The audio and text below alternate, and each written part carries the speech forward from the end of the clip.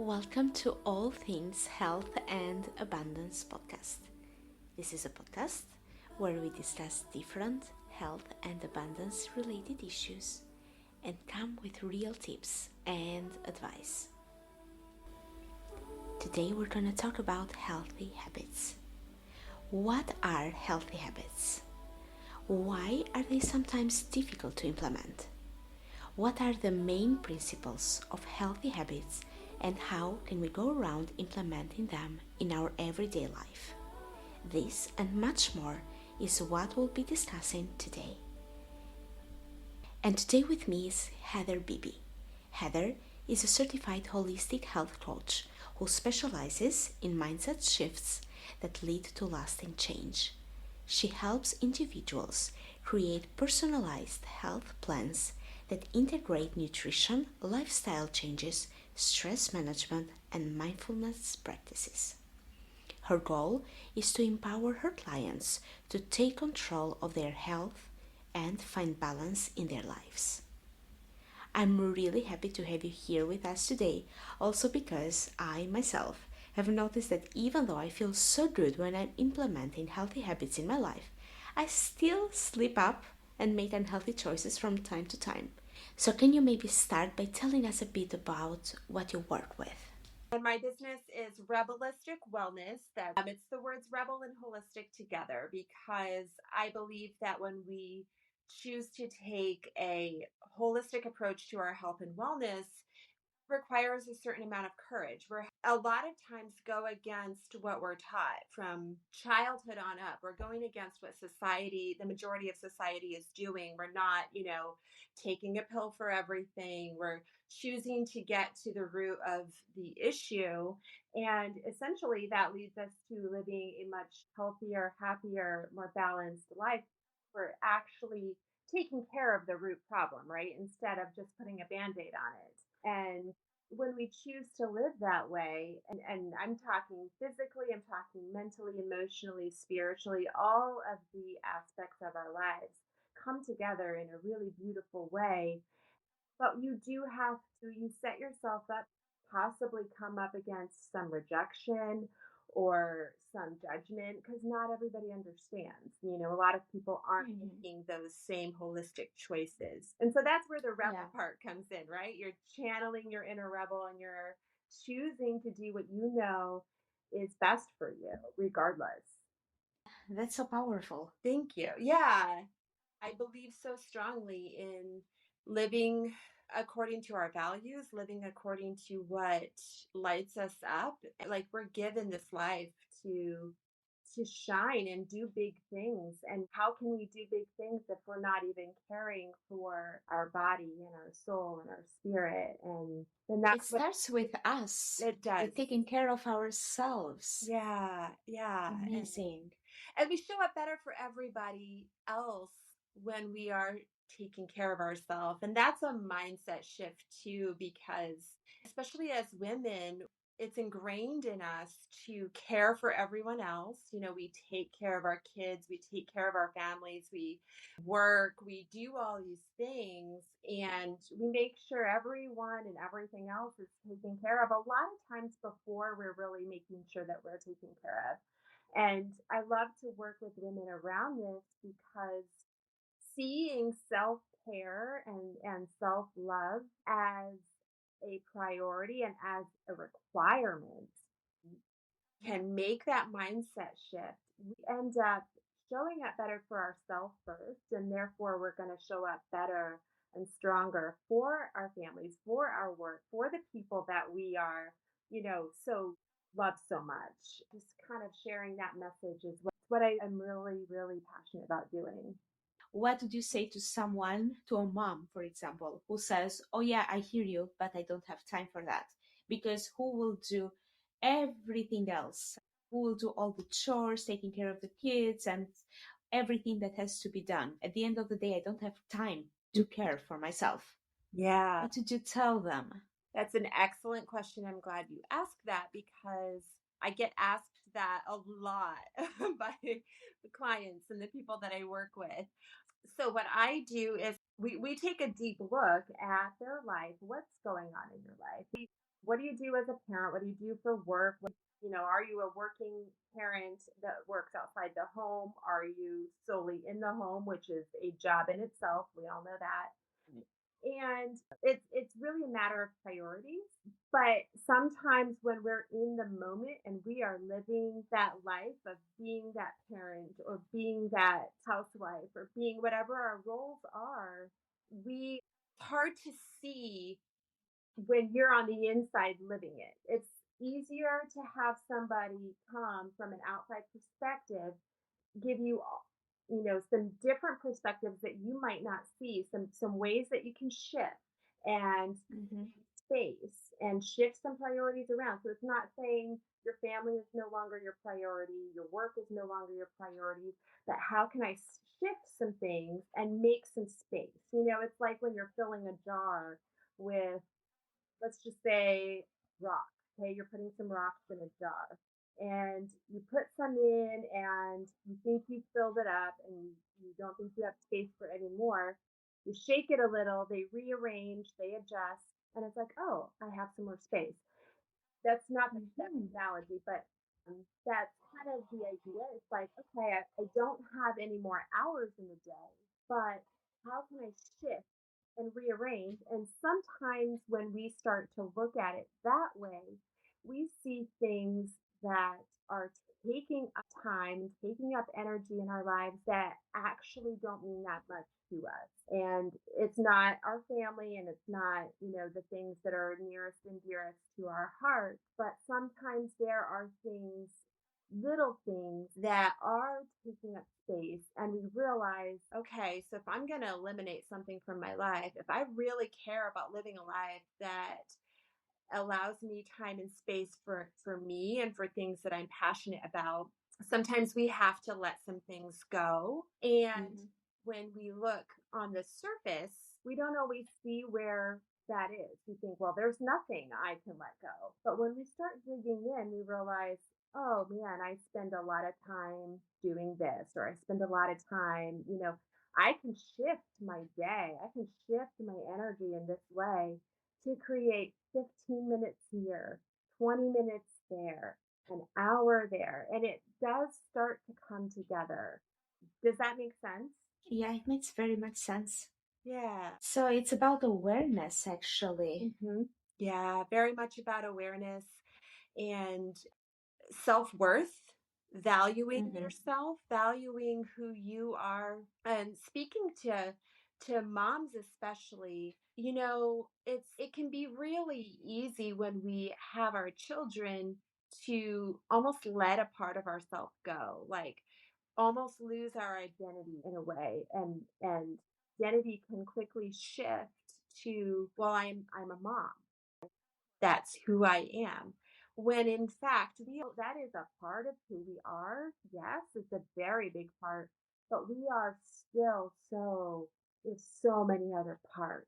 And it can be a juggling act of, how do I hold on to these parts of me that are really special and really light me up while still being the best mom that I can.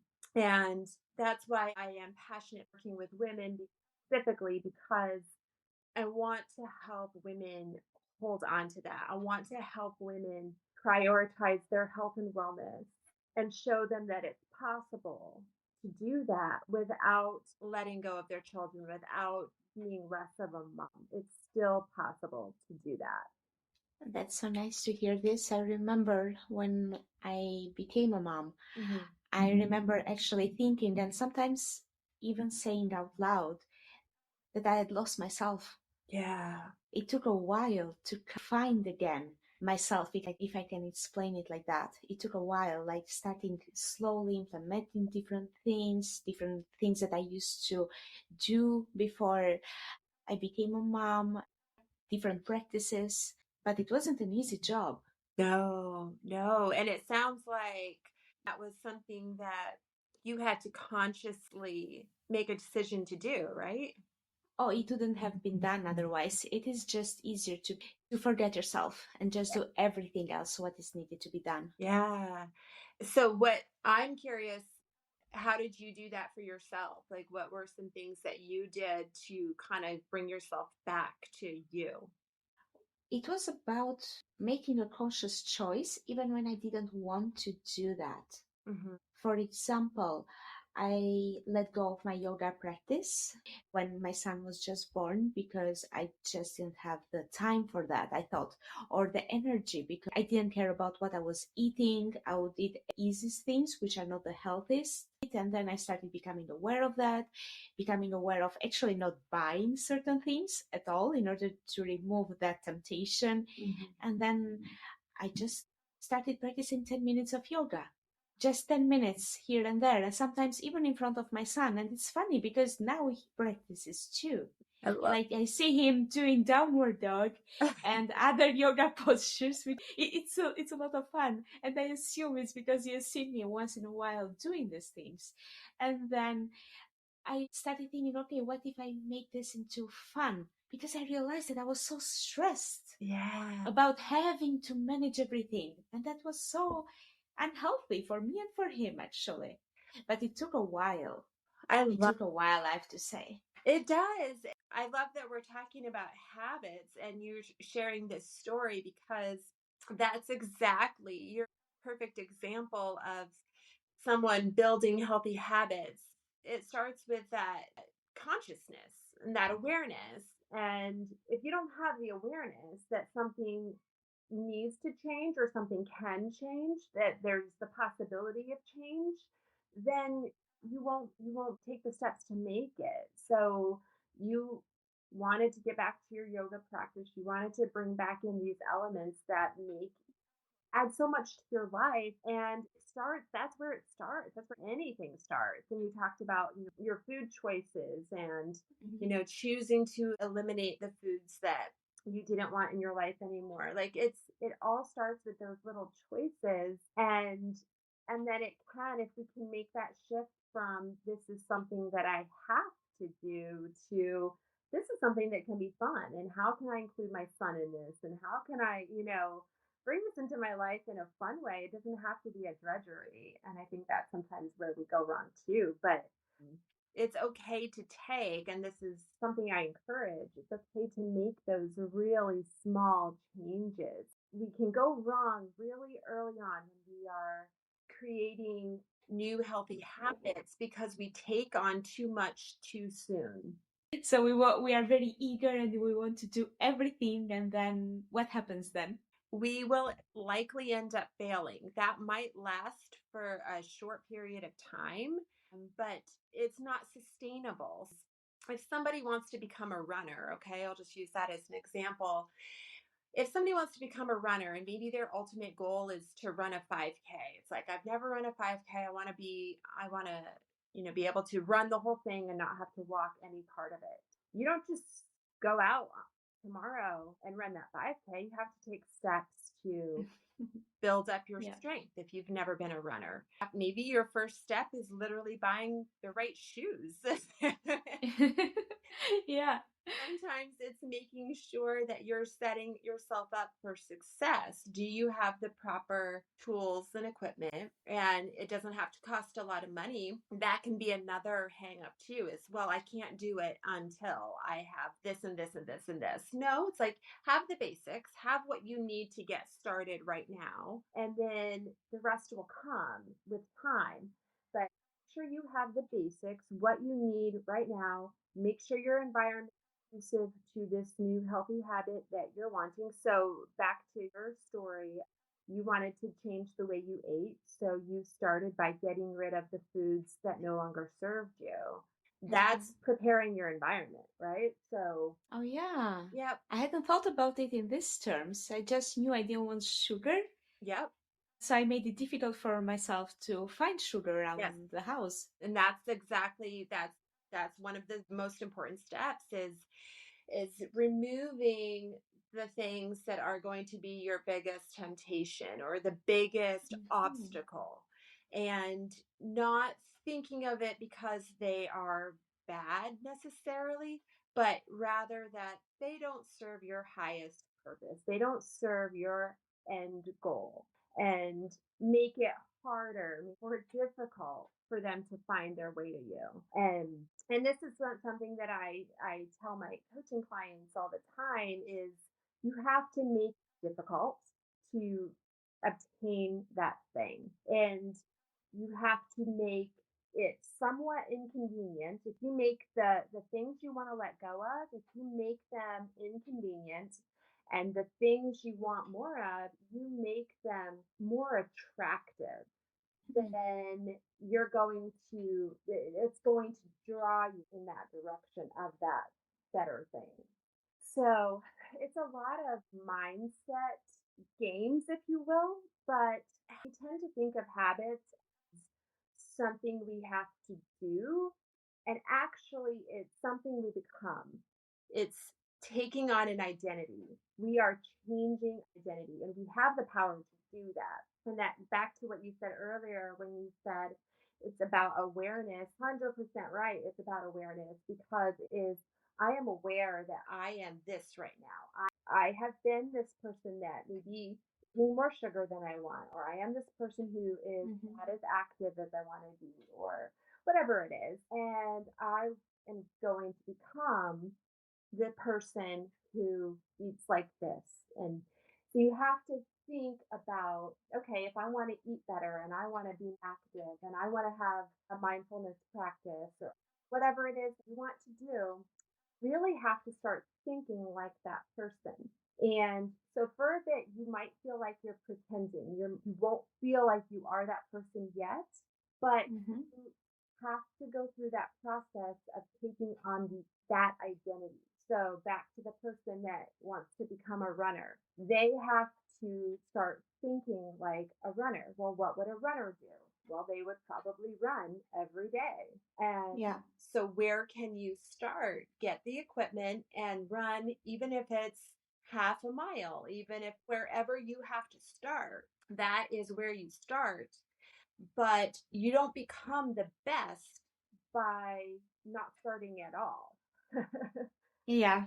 And And fake it till you make it, right? you do, and as you do that, as you start, running that, half a mile or whatever, it gradually becomes more and more, and you are gradually becoming that identity. You are becoming that person who does that thing. Your identity is shifting.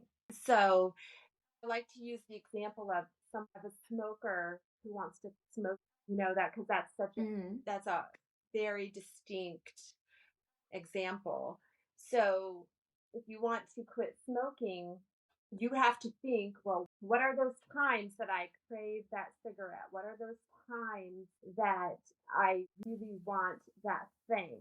And what would the non smoker do at those times? Okay. And replacing those times when that trigger or that craving is so strong, what is something healthier that I can put in its place?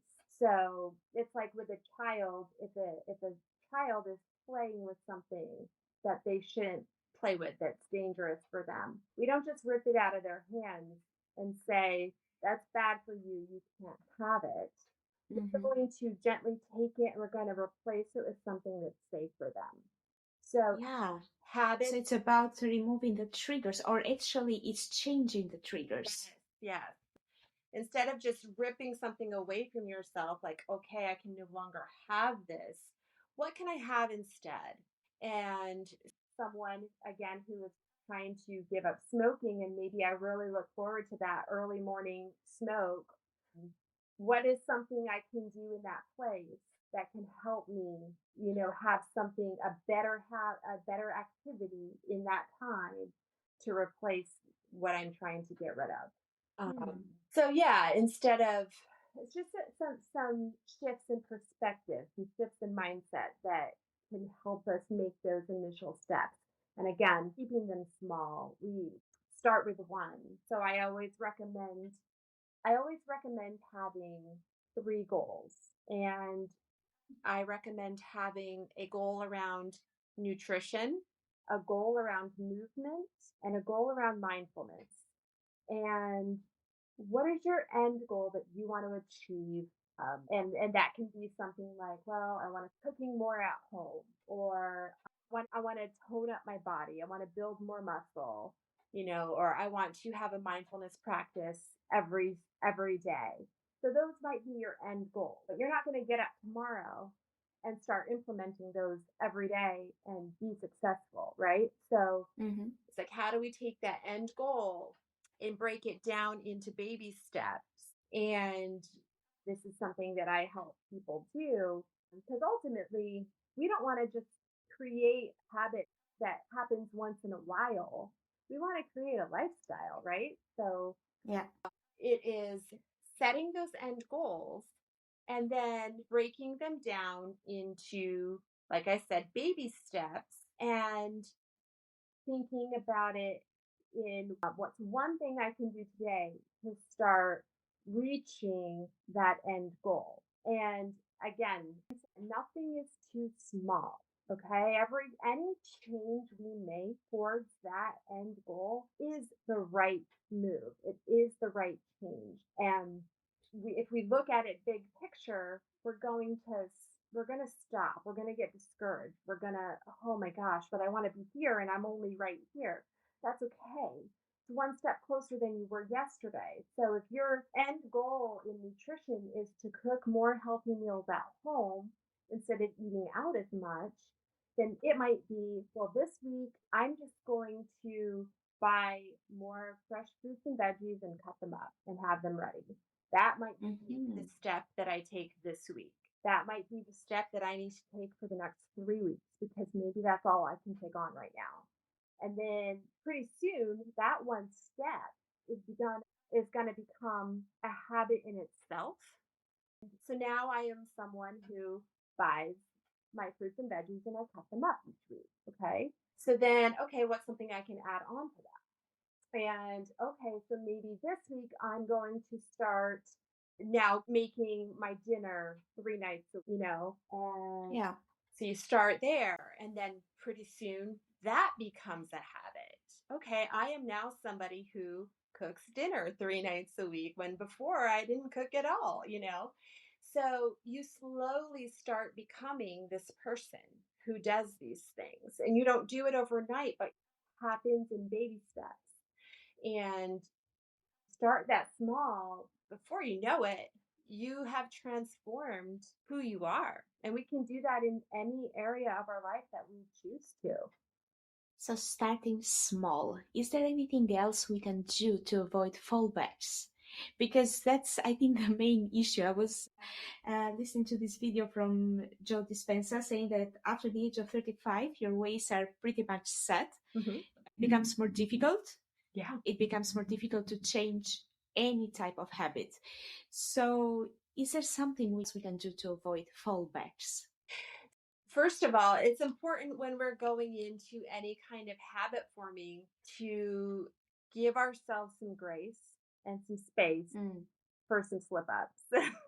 Yeah, Right? okay. So it's normal. So it is normal. And what matters is that when we slip up, okay, so let's use your example of when you were trying to cut out sugar. Did you ever have a time when you had sugar? When you removed it from your house, was there ever a time when you had it? I'm curious, first of all, if you did, and then when you did, what was your response to yourself? Yeah, of course I did. I mean, it's sugar. Sometimes you just feel like it. I've bought something with sugar, Yes. like an ice cream or something, but to be honest, I didn't think a lot about it Mm-hmm. because it was one thing, right? That I just bought on the way when I was going for a walk, for example, with my son. So I just got an ice cream, but that's it. It's not like I had 6 ice creams waiting for me in the Right. freezer. Right.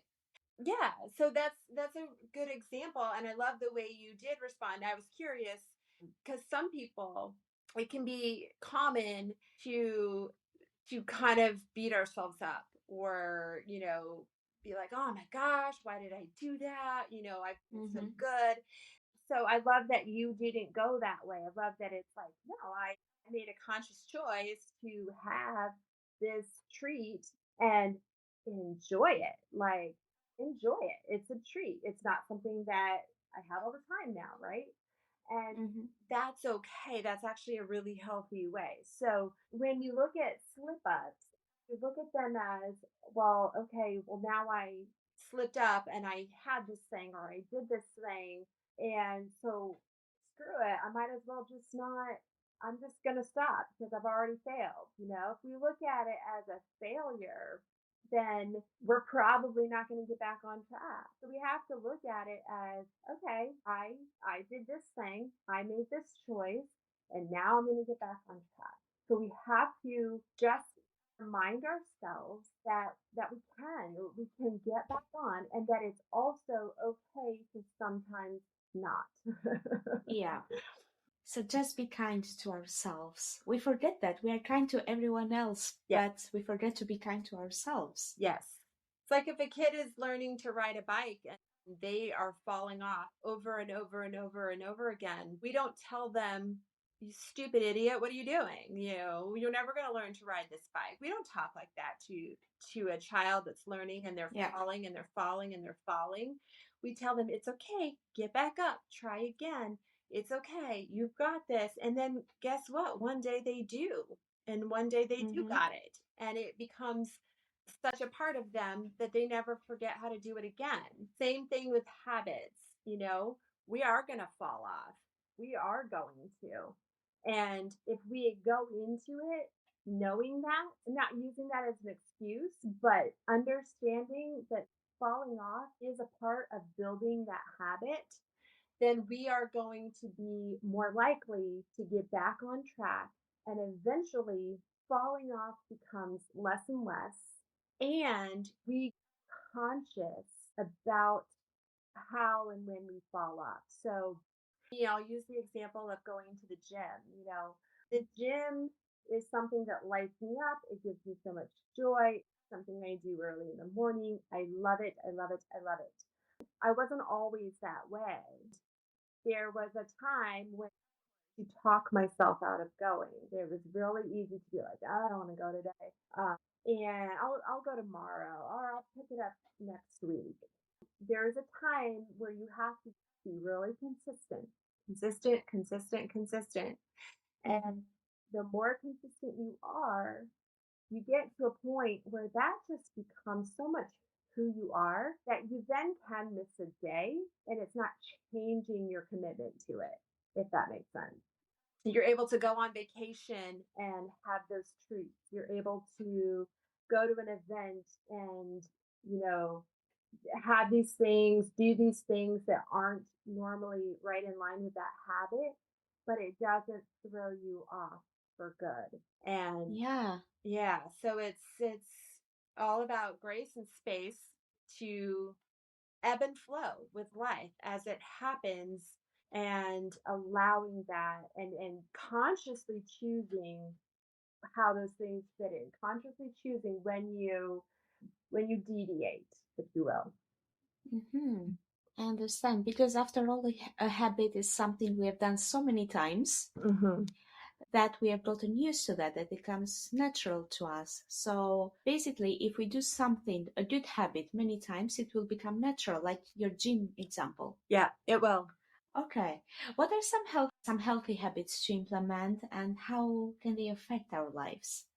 So I will kind of go back to what I said earlier. I always advise choosing those three goals in those three areas. Mm-hmm. Okay? So a habit, choose a habit that you want to build around mindfulness, choose a habit you want to build around nutrition, and choose a habit that you want to build around movement.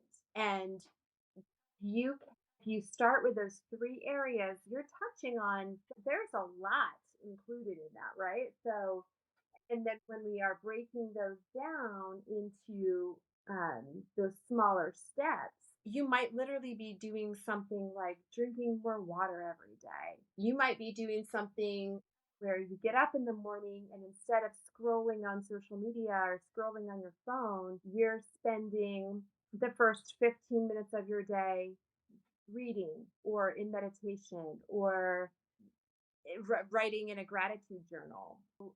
And you might spend, the first 15 minutes of your day walking or getting fresh air and sunlight, opening your windows and welcoming in the day. So, again, mindfulness, nutrition, and movement, those three components, setting a goal for those three things, and then starting every day with one small step towards each of those areas. And that's ultimately what I recommend to all of my clients to start establishing that healthier lifestyle that you want to establish. Mm-hmm. It's important to look at all three of those areas not as not as an overwhelming, feeling of, oh my gosh, this is so much to do, but like they all go hand in hand, right? So if we are taking care of our minds and we're taking care of our bodies, they are connected.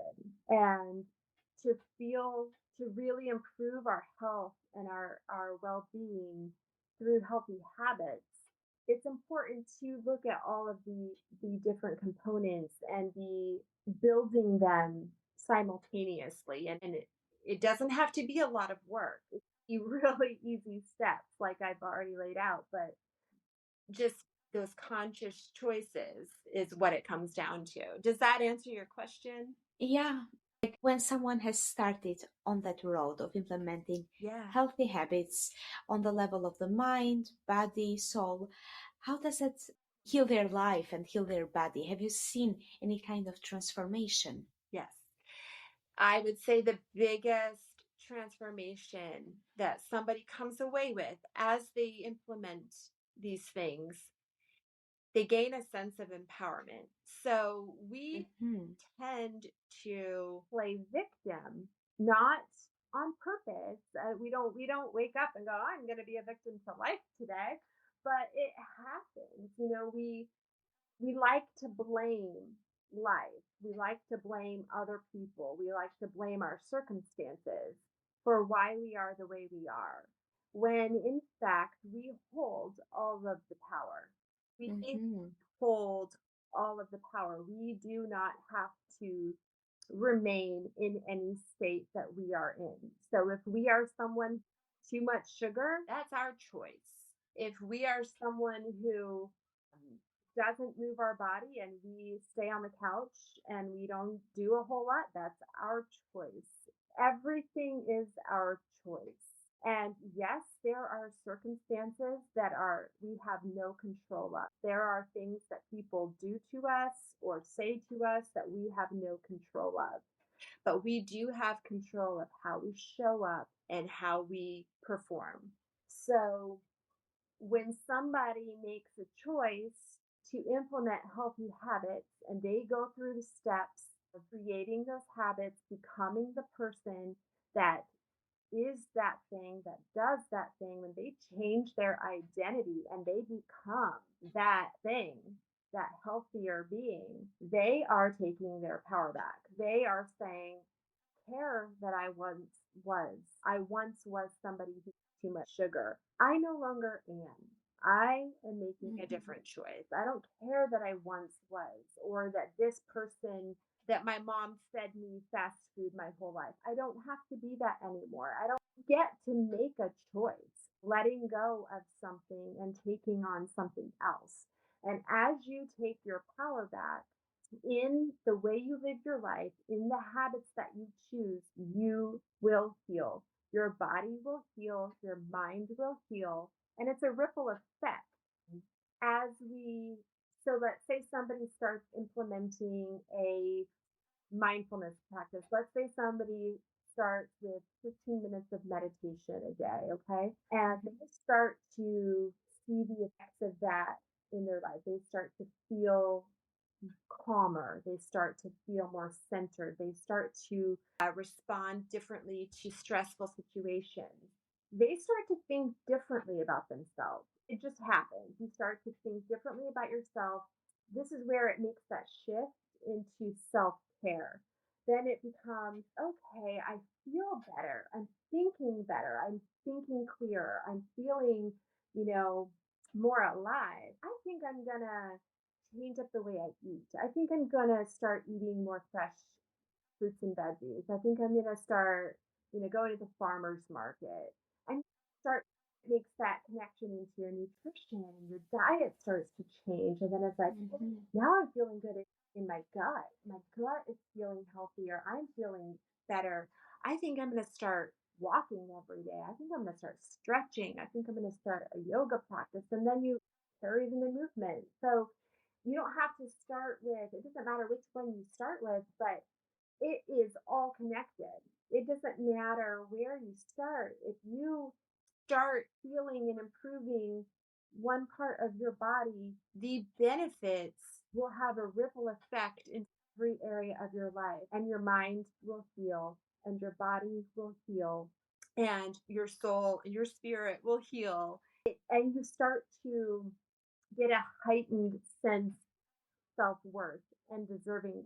And that's a big part of it too, is feeling, just knowing that you deserve that. You deserve Mhm. the best health and the best, strongest body and spirit that you can have. Like, you deserve it. You end up living a conscious life instead of just living on autopilot. When we live on Yeah. autopilot, we fall into illness. It's like, okay, I'm eating this way and it's making me sick. And then I'm going to, do what I can to get better. And it just becomes this, like, you're coasting through life without any conscious awareness of your choices and what you're doing and what's going on in your body and what's going on in your mind. And we're sick and we don't know that we can do anything about it. And it's like, no, I don't want to live on autopilot. I want to be consciously healthy and heal myself. And I think a big thing too is,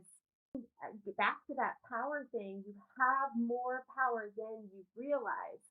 You Mhm. If something is wrong in your body, start seeking answers. If something is wrong in your mind, start seeking answers. Like, what foods should I be eating for this? What herbs or plants can benefit this? How can I tap into my body's ability to heal, my mind's ability to heal? We have the power. The body and the mind are very, very wise, and they have the ability to heal themselves, but we have to know what tools to tap into to do that. And it starts there. You don't have to know how, just know that it's possible. If you know and you believe that it's possible to heal, then you will start to seek, how do I do that, right? Seeking is always first that awareness and then seeking, and the answers will come. And you start with one small step because everything is connected. Yes, everything is connected, and it doesn't matter. There's no right answer to what that one small step is. That one small step can be whatever feels right for you today.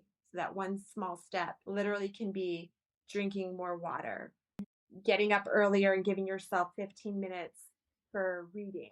It can be literally one small step, and that leads to many more small steps. And all of those small steps together create the lasting habit, create that new identity that you have consciously decided you want to take on. Wow. And it makes sense because if you take that one small step and you make it into a habit, then it means that you are conscious about it Mm. and that will spread. Yes. It's amazing. Yes. I was listening to this book from Tony Robbins, Yeah. who explains how he used to work with smokers. He would basically make them smoke so much in such a short period of time that they would get disgusted by it to the point that they were like, no, please don't make me smoke. And he's like, okay, you don't want to smoke? Okay, fine, don't smoke. Now light 4 cigarettes, now light 6 cigarettes. And then when they were totally disgusted by it, he would bring them out in fresh air. And he was saying that this would work because they would then substitute Yeah. the bad behavior of smoking with the good behavior of getting fresh air. For me, this is really bringing it to the edge. But yeah, Tony Robbins is, like, in my opinion, is not someone that plays in the middle ground. Yeah. So what do you think of this method? So my personal opinion is that that could work. I think there's multiple ways to work with habits. I think it's very individual. So there are people who would probably really thrive on that approach and do really well on that approach. So I think it's all about, who is the person that is guiding you, so your mentor, your coach, or whoever, and Hmm. your personality too. Like, is that something that will work for you? Because again, we're all individual. So I can think of people that I would hesitate to tell them to do that because I don't see it working so well. And Hmm. I also think it depends on the habit, what is the habit that you're trying to break? So certain habits could fall really well into that method. It's like I'm not sure if I would do that for binge eating or something, if somebody's trying to No. make them sick by eating so much. I I like that method. That's really interesting. I think what it comes down to is the mentor that's guiding you through it, your personality and your ability to benefit from that particular method, and then the habit that you're trying to break. So it all depends. Yeah, that's my personal opinion. I think it all depends. And because that's not going to be my approach to coaching somebody, not because I think it's bad. I think it's brilliant, actually, but it's just not Okay. my style. It's not my Yeah, style to work I with somebody. understand. So Tony Robbins is going to attract people. Those clients, yes. Yeah, he's going to attract. And that's the beautiful thing about coaches and mentors and therapists and doctors and all these different people is everybody has a different approach and a different way of working with people, and that kind of establishes your level of magnetism, and you attract in the people that will work best with you, is what I believe. Like I'm an Ayurvedic therapist, and when I would work with clients, because I wanted to give them as much as possible in the shortest amount of time, I Mhm. remember giving them this huge list of things that they had to implement in their life. They would start with everything, and then after a while, when I would check up on them, they were kind of not doing anything anymore. So now I understand, because Mhm. maybe I was too eager to give a lot of tips, and they would implement everything instead of just giving one thing Right. and then another one, like really slowly. So now I can see the perspective. Yeah. And I think even with that, like some people do well taking it all on at once. So Yeah. you probably had some people that you worked with that really thrived though on that method. And you know, I think I like that myself, like maybe starting slowly and then I just take everything uh-huh. and then continue. So maybe I just mirror that to my clients. There's nothing wrong with that. I think that we we tend to coach or help in the ways that have worked for us, and that's Yeah. okay. Like that's what we're here for, is to it's our largely our personal experiences that form the guide that we are, right? Yeah. Yeah. Makes sense. So I don't think that's a bad thing at all. How do we recognize the triggers that lead us to bad habits and what can we do about that? I love that you asked that part. I have a whole module in one of my programs on habit building, and part of what we dig into is the why, right? The why behind why we do the things that we do. Where did these habits Mhm. come from? We didn't just wake up one day and say, I want to have a really bad habit of eating too much sugar, or I want to have Yeah. a really bad habit of whatever it is. Um, we have to, and this is work that is very individual to every person, but a lot of it comes from the stories that we told ourselves over the years, or the experiences that we had early on as children, or the things we saw our parents do, or the things we saw our caregivers do. We are a product of our environment, essentially. Mm. And so a lot of our our habits come from the different people and the different circumstances that have come into our life over time. Because when you think about it, we're not living consciously normally as children, or often in our teen years and our early adult years. We have to develop an awareness and a decision to live consciously and start consciously making our choices and living our life from that place. And if you look back until you make that decision, you're just living according to the circumstances, according to what's there. So in those times, in that unconscious living, your habits are formed. Okay. So Mm-hmm. with somebody, if I'm working with a client, we're going to go back and we're going to look at where did that come from. So I'll give an example. Somebody that I was working with recently who was working on overcoming binge eating disorder that she had had her whole life. And as we dug into it, I asked her, or how long have you had this struggle with binge eating? And she said, my whole life. And Mm-hmm. I said, do you know of age where it really became an issue, and in your mind, this is when it started happening for you? And she said, 13.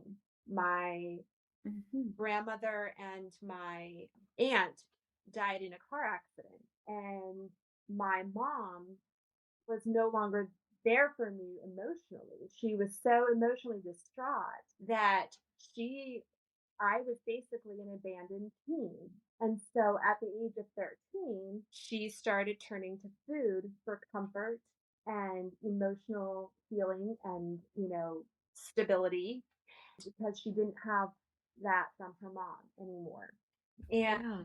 so then with this particular client, we are able to see how this has progressed in her life, and the role that food has played in her life. And essentially, we start looking at her relationship with food and seeing food as a negative thing. And we start to be able to take steps, transform that perspective of food as a healthy, nourishing, wonderful, beautiful thing to be enjoyed. And how can we do that?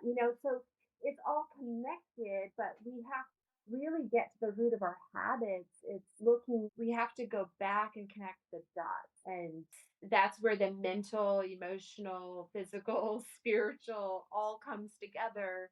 There's always a deeper root behind a habit than just, well, I'm a binge eater, or I'm a this, or I do this. There's always something Mm-hmm. bigger. And that's where it's helpful to work with a guide of some kind. So Yeah. whether In order to help you figure out the yeah, traumas and deal with that.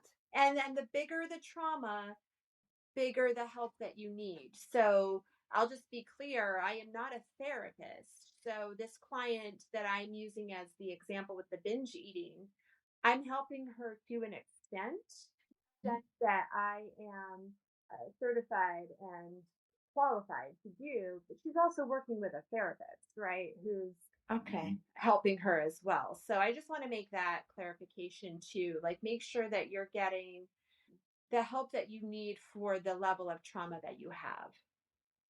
Yeah, I understand. Yeah. Wow, this is really deep. It's really a huge subject, but I myself I feel very inspired right now to implement even more healthy habits than before. Yeah, and it's fun, right? Yeah, it is. It doesn't have to be daunting. It can be exciting, I guess, Yeah, it's it's very inspiring. Thank you so much. How can people come in contact with you and how can you help them? Yeah. The best way is go to my website, rebelisticwellness.com. You can also find me on social, like on Facebook, LinkedIn, Instagram. I'm on all of the things, but it's all, if you go to my website, you can find your way to all of my different social media accounts through there. So that's the best way. Amazing. You can help them with establishing healthy habits. Absolutely. am a certified holistic health coach. And so I work with people around creating a healthy lifestyle, specifically through all the things that we talked about today, Yeah. not making surface changes. So we're not just going to, go on some fad diet and make a surface change. We're going to dig in. We're going to get to the root, and we're going to change the story from the beginning so that we can create a sustainable, healthy lifestyle that's going to last. Amazing. Work remotely as well, right? Yes, most of my clients I see remotely. I have clients, I'm based in St. Augustine, Florida. So if somebody happens to be local, then we can work face to face. But most of my clients live elsewhere. I've worked with people all over the world. I've Mm-hmm. had clients in Ireland, I've had clients, all over different places. So, yep. Amazing. Thank you so much, Heather, for being here with us and for this very inspiring conversation. Thank you. This is fun.